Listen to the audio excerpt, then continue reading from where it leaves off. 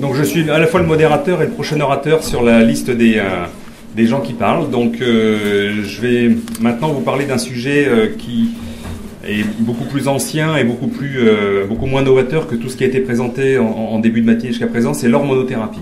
Mais vous allez voir que malgré tout, actuellement, on se pose encore beaucoup de questions par rapport à un traitement qui est largement prescrit. Et je vous présenterai ensuite, dans une deuxième partie, ce qu'on a mis en place au niveau de la clinique pour essayer de faire en sorte que les choses se passent un petit peu mieux. Alors, donc le cancer du sein en France, je ne vais pas revenir sur cette courbe, elle a été largement présentée. L'augmentation de l'incidence, c'est-à-dire l'augmentation du nombre de nouveaux cas dépistés tous les ans. Vous voyez, comme l'a dit M. Perrineau, que l'incidence a doublé durant ces 25 dernières années. Il n'a pas insisté sur la courbe du bas, mais il faut quand même regarder que la courbe du bas, en termes de mortalité, c'est-à-dire en termes de taux de guérison des cancers, vous voyez que le taux s'écarte entre ces deux courbes grandement. Ça veut dire que même s'il y a plus de cancer du sein, on en guérit de plus en plus. D'accord ? Alors, on peut discuter sur pourquoi il y a plus de cancer du sein, ce n'est pas le propos du diaporama, mais en tout cas, retenez quand même que la cancérologie a fait beaucoup de progrès ces 10 ou 15 dernières années, grâce à l'immunothérapie que vous a présenté Sabrina Falkowski, mais aussi grâce à l'hormonothérapie et d'autres traitements. Moi, je vais vous parler plus spécifiquement de l'hormonothérapie. Alors, je ne vais pas revenir sur la définition de l'hormone. Vous avez tous entendu ce qu'a dit le docteur Perrineau. En deux mots, l'hormone, c'est une substance chimique qui va aller agir sur un récepteur et qui va circuler pour arriver à ce récepteur par la voie sanguine. D'accord ?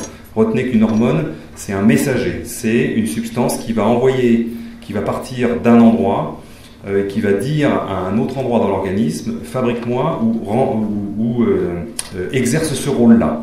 D'accord ? Alors, un schéma très compliqué que je vais simplifier un tout petit peu après. Mon propos sur l'hormonothérapie, ça va surtout se passer dans le cancer du sein. J'étais obligé de serrer un peu les choses parce que l'hormonothérapie, c'est très vaste.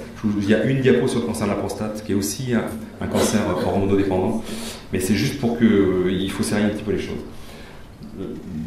À l'état normal, dans le cerveau, il y a l'hypothalamus, qui est une glande qui est bien au milieu du cerveau, qui va fabriquer une hormone qui s'appelle la GnRH ou la GHRH, qui va aller stimuler une autre glande qui s'appelle l'hypophyse. L'hypophyse, à son tour qui est stimulée, va envoyer un message notamment aux ovaires, d'accord, par le biais de deux hormones qui s'appellent FSH et LH. Et les ovaires, eux, vont se mettre à fabriquer les hormones sexuelles, œstrogènes et progestérone. D'accord ? Voilà un peu le schéma simplifié de ce qui se passe à l'état normal chez la femme. Il y a aussi ce qu'on appelle un rétrocontrôle, c'est-à-dire que quand il y a trop d'hormones en bas, il y a une autre hormone qui est envoyée au niveau de l'hypothalamus et au niveau de l'hypophyse pour dire « vas-y doucement, il y a déjà trop d'hormones, donc freine un peu la fabrication ». Et comme ça, dans l'organisme, il y a une régulation, une autorégulation qui fait que l'organisme n'est pas baigné en permanence avec trop d'hormones. Et c'est pareil, il y a un rétrocontrôle positif. Quand il n'y a pas assez d'hormones, ces hormones envoient le message au cerveau en disant vas-y, fabrique un peu plus d'hormones. Dans le cancer dans la prostate, c'est exactement la même chose. Donc le schéma est un peu plus simple. Vous avez l'hypothalamus, vous avez l'hypophyse, toujours la même hormone LHRH entre l'hypothalamus et l'hypophyse. L'hypophyse va aller stimuler à la fois les surrénales et à la fois les testicules pour fabriquer au final les hormones sexuelles, avec notamment la testostérone. Moi, je vais vous parler de l'hormonothérapie, c'est-à-dire comment est-ce qu'on arrive à manipuler les hormones pour faire en sorte qu'il n'y ait plus ou en tout cas le moins possible d'hormones qui circulent dans l'organisme au niveau du cancer du sein, puisque le cancer du sein est hormonodépendant. Je vais vous expliquer à quoi ça correspond. Vous voyez que c'est un concept qui est très ancien, puisque les premières observations ont été faites en 1836 par le docteur Cooper, qui dit qu'il y a une prolifération des cancers du sein au moment qui est dépendante en fait des cycles menstruels. En 1896, le docteur Bedson réalise la première ovarectomie chirurgicale dans le but de traiter un cancer du sein. Au début du siècle, Antoine Lacassagne fait les premières injections d'œstrogène à des souris et ça prouve qu'il y a un développement de tumeurs mammaires exagéré quand on stimule par les œstrogènes. Et puis dans les années 70, on a identifié en fait la cible, on a identifié l'hormone qui était prédisposée pour augmenter les cancers du sein et c'était les œstrogènes. Alors qu'est-ce qui se passe ? à l'état normal, le stradiol, donc en amont vous avez toute la fabrication, le stradiol va arriver sur une cellule normale, d'accord, va s'accrocher à un récepteur spécifique pour les œstrogènes, pour cette hormone-là, et quand les deux sont accrochés, la cellule joue son rôle. D'accord ? Alors le but c'est pas de détailler le rôle qu'il y a, mais voilà, la cellule joue son rôle. Au niveau d'une cellule cancéreuse, quand on dit qu'un cancer est hormonodépendant, ça veut dire quoi? Ça veut dire qu'au sein de sa surface, il y a beaucoup de récepteurs hormonaux qui sont exprimés de manière un peu anormale. Et donc, s'il y a des hormones qui sont fabriquées à l'état normal, ces hormones vont s'accrocher sur les récepteurs hormonaux, sur les récepteurs à l'œstrogène spécifiques, et ça va entraîner des réactions qui sont anormales, avec notamment la prolifération de la cellule, la perte de la mort programmée cellulaire. Enfin, il va y avoir tout un tas de réactions qui fait que, sous l'influence des hormones, un cancer du sein peut se développer. Le but de l'hormonothérapie, ça va donc être de supprimer cette fabrication d'hormones, et en particulier la fabrication d'œstrogènes. On va pouvoir s'y prendre de plusieurs manières. Donc là, vous avez le schéma que je vous ai présenté tout à l'heure, un peu simplifié, avec les ovaires qui vont fabriquer l'œstradiol, avec les surrénales qui, elles aussi, vont fabriquer de l'œstradiol par l'intermédiaire d'une autre hormone qui s'appelle l'androgène, qui va subir une transformation par le biais de l'aromatase et qui va devenir de l'œstrogène. Retenez qu'il y a deux lieux de fabrication des hormones, les ovaires et les surrénales. L'œstradiol va donc arriver au niveau de la cellule, s'accrocher sur le récepteur et jouer son rôle. Qu'est-ce qu'on va pouvoir avoir comme action? Première action, on peut supprimer l'action du récepteur en donnant un produit qui va se fixer sur le récepteur à la place de l'hormone, ce qui fait que quand l'hormone va arriver au niveau du récepteur, elle ne pourra plus jouer son rôle. Première cible. Deuxième cible, on peut jouer au niveau des surrénales en supprimant la transformation de l'androgène en œstradiol. C'est des médicaments qui s'appellent les inhibiteurs de l'aromatase. En fait, on va inhiber l'enzyme aromatase qui permet cette transformation, et du coup, plus de fabrication d'œstrogène. Et le troisième endroit sur lequel on peut agir, c'est au niveau des ovaires. Il faut supprimer en fait le lieu de fabrication des hormones au niveau des ovaires. Donc on peut soit proposer l'ablation des ovaires, soit agir au niveau du cerveau, au niveau de l'hypothalamus, enfin entre l'hypothalamus et l'hypophyse, on va pouvoir supprimer le lien qu'il y a entre les deux, et du coup supprimer la fabrication des hormones. On ne va pas agir avec les mêmes médicaments au même moment au niveau de la vie hormonale d'une femme. Avant la ménopause, on va pouvoir utiliser la suppression des œstrogènes fabriqués au niveau des ovaires. Donc on va plutôt utiliser des médicaments qui vont bloquer... on va plutôt utiliser la fabrication au niveau des ovaires en supprimant les ovaires, en proposant une ovariectomie, ou bien en supprimant la fabrication au niveau cérébral. Après la ménopause, les ovaires ne marchent plus, donc ça ne servira à rien d'agir là-dessus. Par contre, les surrénales continuent à fabriquer des hormones, et donc du coup, on préférera le traitement qui va inhiber, qui va diminuer l'efficacité de l'enzyme qui s'appelle l'aromatase. Et puis, avant et après la ménopause, on peut bloquer les récepteurs avec ce médicament qui s'appelle le tamoxifène, qui va, même s'il n'y a pas d'action au niveau des ovaires, bloquer aussi l'efficacité des hormones au niveau des récepteurs. On a trois situations dans lesquelles on peut utiliser l'hormonothérapie, soit avant tout geste chirurgical, et ça s'appelle la situation néoadjuvante, c'est-à-dire qu'avant la chirurgie, on va donner une hormonothérapie destinée à diminuer la taille de la tumeur. En prévention adjuvante, c'est-à-dire qu'après la chirurgie, on va donner une hormonothérapie préventive pour essayer de diminuer, de faire en sorte qu'il n'y ait pas de récidive ou pas d'évolution de la maladie. C'est d'ailleurs actuellement la grosse discussion sur la durée de cette hormonothérapie, et j'y reviendrai un petit peu tout à l'heure. C'est à ce niveau-là qu'en ce moment, il y a des grosses discussions. On en reparlera tout à l'heure. Et puis on peut l'utiliser à une phase plus tardive de la maladie, quand elle est déjà plus évoluée. Là, on est plus dans un traitement à visée curative, c'est-à-dire qu'avec le traitement hormonal, l'hormonothérapie, on va essayer de faire diminuer la maladie. Vous avez compris que quand on dit hormonothérapie, en fait, c'est une espèce de faux ami, parce qu'on va utiliser un traitement qui se veut en fait à la base, au final, plutôt anti-hormonal. D'accord ? On appelle ça une hormonothérapie. En fait, c'est un faux ami. L'hormonothérapie a pour but, effectivement, de diminuer la fabrication des hormones. Donc, en fait, c'est une anti-hormonothérapie. D'accord ? Il faut savoir que on ne peut pas donner d'hormonothérapie sur un cancer du sein qui n'exprime pas les récepteurs hormonaux. Vous avez compris par rapport au petit schéma tout à l'heure que s'il n'y a pas de récepteur, les hormones Donc c'est un cancer du sein qui est dit non hormonodépendant, et du coup ça ne servira à rien de donner des hormones parce que les hormones ne s'accrocheront pas sur les récepteurs puisqu'il n'y a pas de récepteurs. Donc la base pour regarder s'il faut donner un traitement hormonal, c'est de savoir s'il y a des récepteurs au niveau des cellules cancéreuses. On a des récepteurs à l'estrogène, des récepteurs à la progestérone. Il suffit qu'il y ait 1% des cellules marquées pour dire que c'est un cancer hormonodépendant, et dans cette situation, on peut utiliser une hormonothérapie. Il n'y a pas d'indication dans les pré-cancers, ce qu'on appelle les carcinomes in situ, dans les récepteurs négatifs, bien sûr, et on peut le discuter en prévention quand c'est vraiment des toutes petites tumeurs qu'on estime être de très bons pronostics.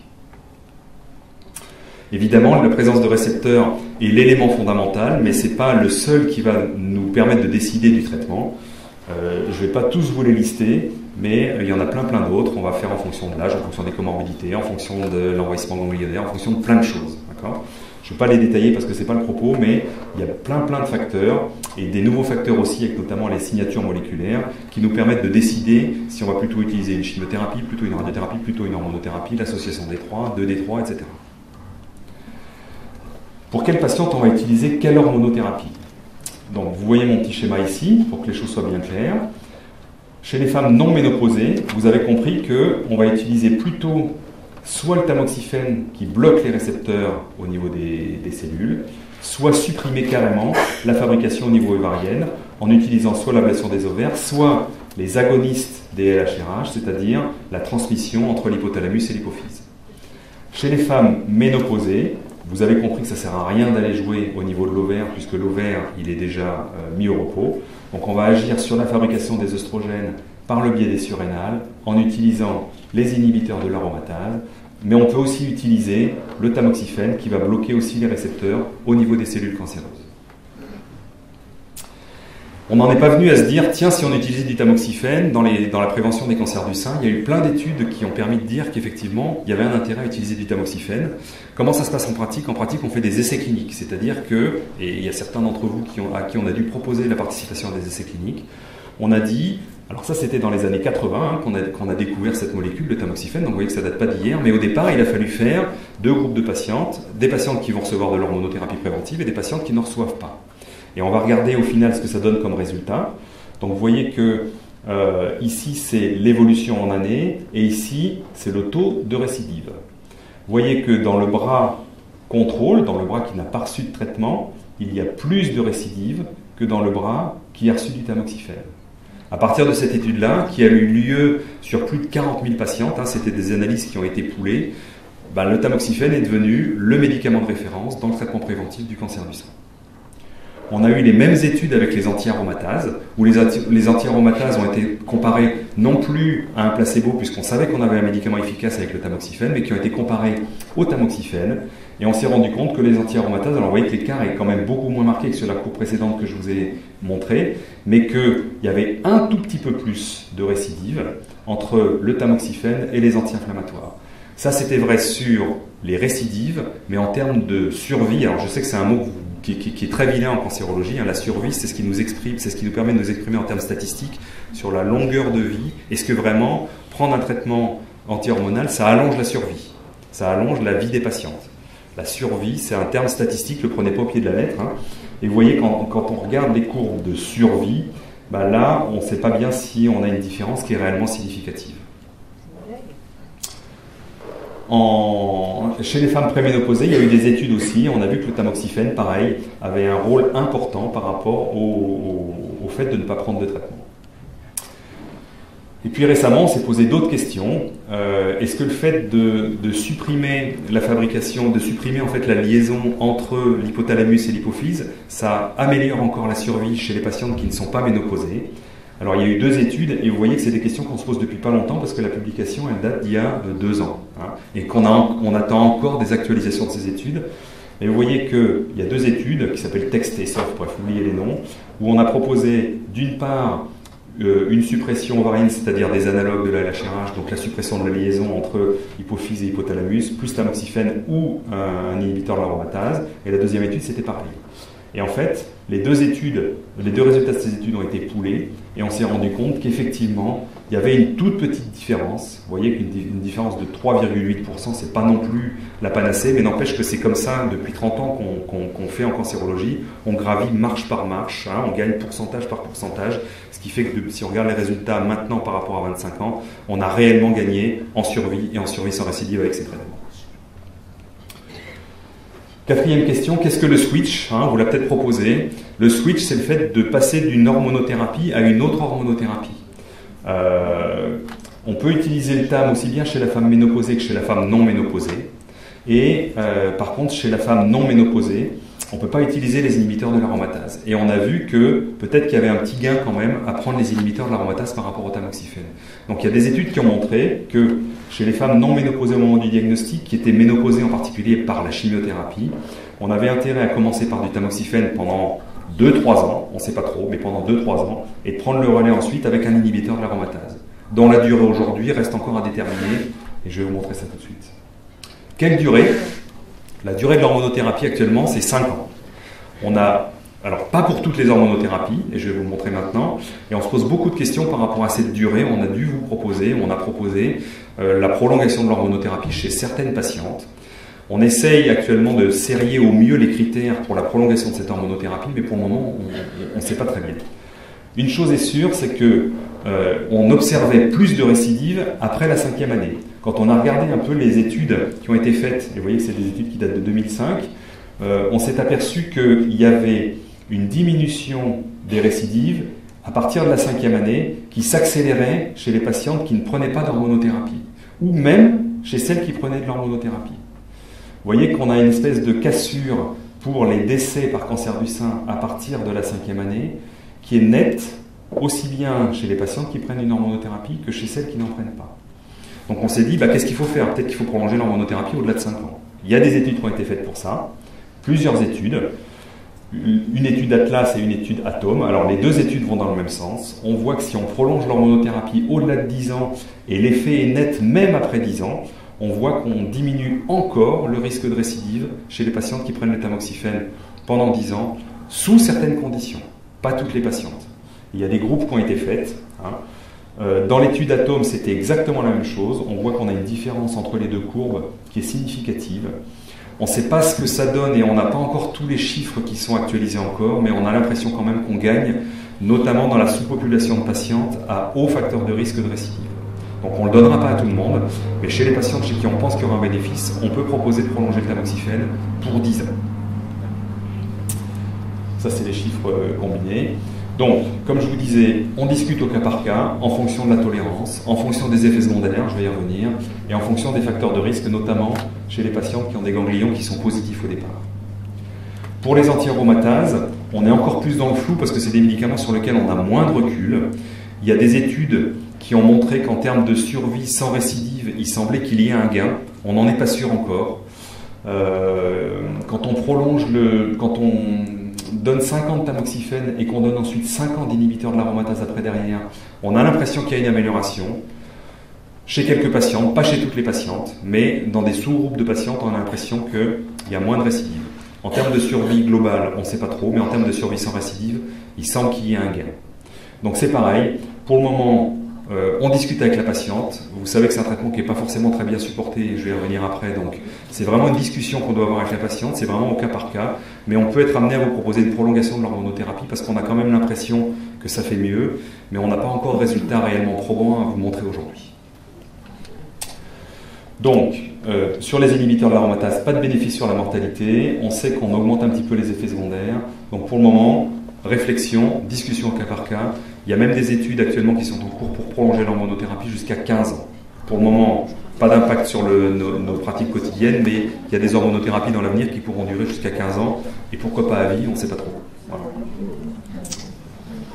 6e question, quelle observance quand on regarde dans les études, alors l'observance, c'est le fait de prendre le traitement ou pas. D'accord ? Parce que prendre un traitement, c'est compliqué, c'est contraignant, il y a des effets secondaires.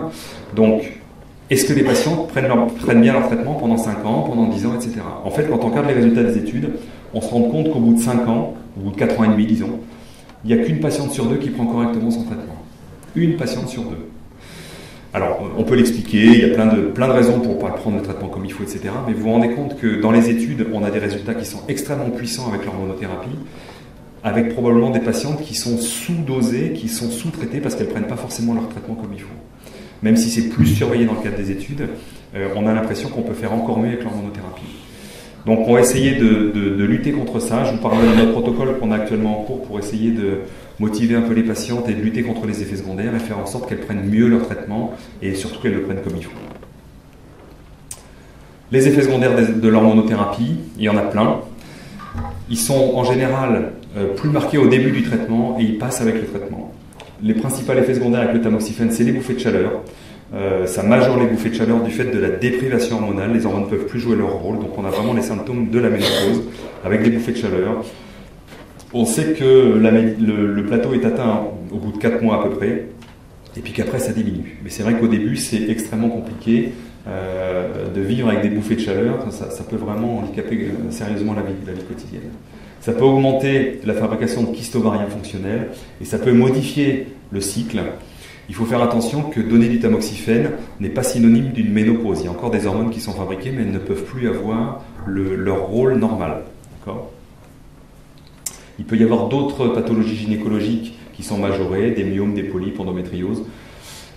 Si vous lisez la notice, il y a un risque d'augmentation du cancer de l'endomètre sous tamoxifène. Alors, pourquoi est-ce qu'on donne un médicament anticancéreux si c'est pour donner un autre cancer à côté ? Eh bien parce que la balance bénéfice-risque est quand même largement en faveur du tamoxifène. C'est-à-dire que le taux d'incidence des cancers de l'endomètre est faible. Et on sait que ce type de cancer de l'endomètre qui apparaissent sous tamoxifène, en général, sont des cancers qui sont facilement traitables. On ne meurt pas d'un cancer de l'endomètre engendré par le tamoxifène. Il faut surveiller, et ne pas méconnaître cet effet secondaire, mais la balance bénéfice-risque est quand même très en faveur du traitement par le tamoxifène. L'autre risque qui est très ennuyeux avec le tamoxifène, c'est les risques thromboemboliques. On sait que c'est multiplié par 1,7 à 2. Donc c'est contre-indiqué chez les patientes qui ont eu des antécédents personnels de phlébite ou de thrombose. D'accord ? Et puis, il n'y a pas d'augmentation des thromboses artérielles. Avec les anti-aromatases, ce n'est pas tout à fait le même profil de tolérance. Le plus ennuyeux, très ennuyeux, parce que ça peut vraiment handicaper considérablement la vie des patientes, c'est les douleurs articulaires. C'est des raideurs articulaires, des ténosynovites. En général, les dames, elles me disent, je me lève le matin, j'ai l'impression d'être une petite vieille, il faut que je me dérouille pendant une petite heure, et puis après ça va mieux, ça passe un peu dans la journée.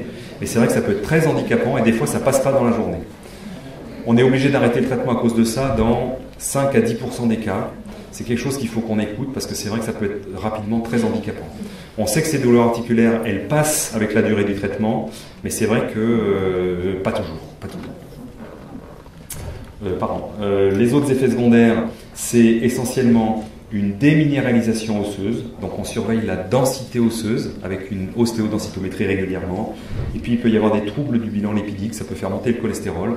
Donc c'est pareil, c'est des bilans qu'il faut qu'on fasse régulièrement pour surveiller l'augmentation du cholestérol.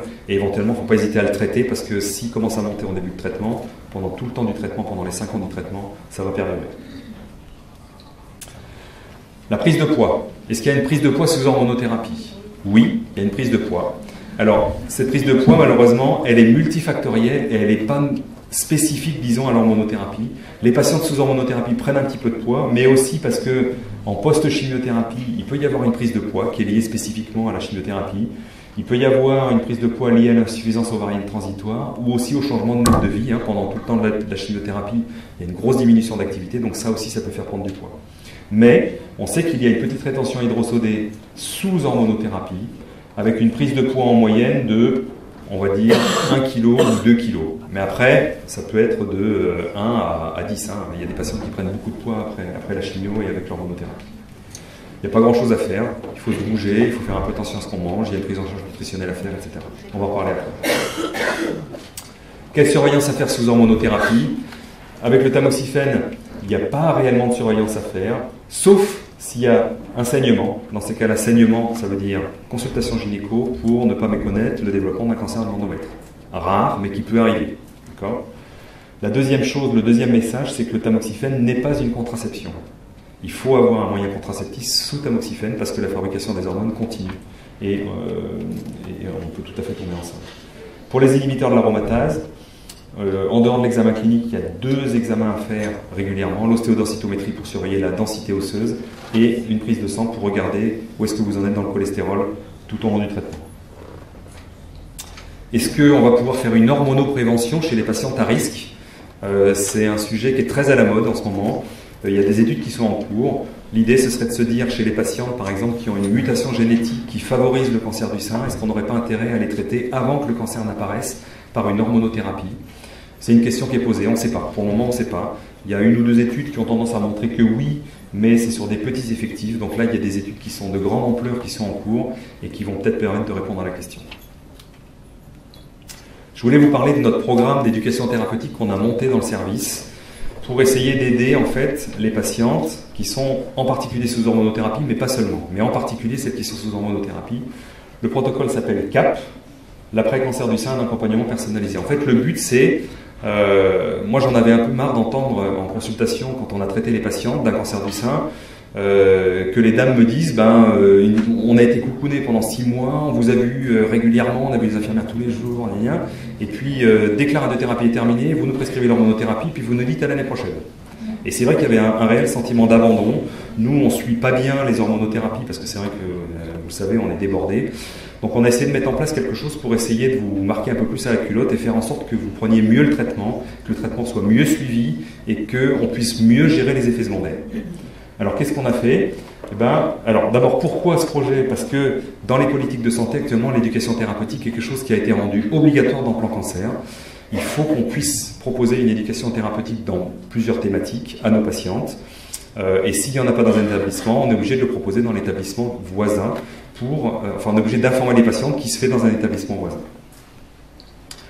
Ça ne se fait pas n'importe comment. L'éducation thérapeutique, c'est un cadre réglementaire qui est très rigide. Il faut que le personnel soit formé, il faut qu'il y ait une demande d'autorisation à l'ARS, il faut qu'il y ait des évaluations régulières, et parfois, on peut avoir un financement. Je dis parfois, les directeurs pourront nous dire que c'est plutôt rare même, mais voilà. En tout cas, ces protocoles, c'est extrêmement lourd, c'est basé sur la bonne volonté des gens, et c'est vrai qu'on n'a pas beaucoup de retours financiers qui nous incitent à mettre en place des protocoles comme ça.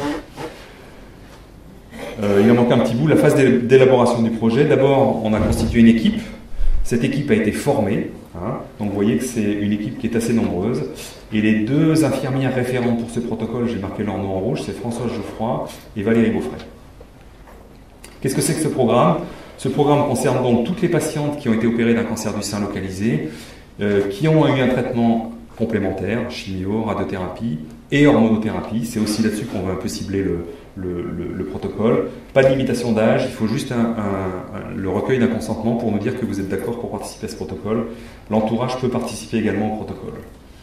L'objectif, c'est d'essayer d'améliorer la qualité de vie des patients, d'améliorer leur ressenti, leur qualité de vie, en essayant de les accompagner dans l'après-cancer pour retrouver un équilibre personnel.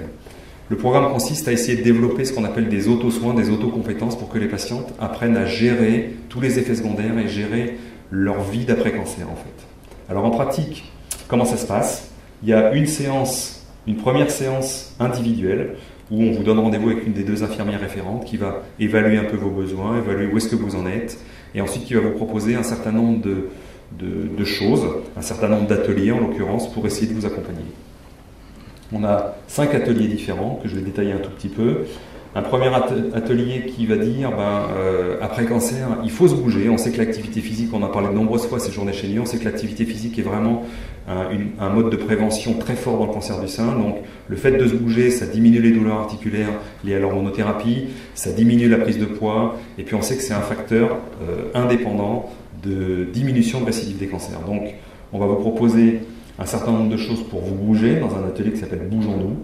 On va vous proposer un atelier de diététique pour essayer de juguler un peu la prise de poids.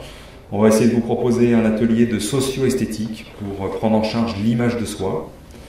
On vous propose un atelier de... non, ça c'est dans le désordre, ça. Parfait.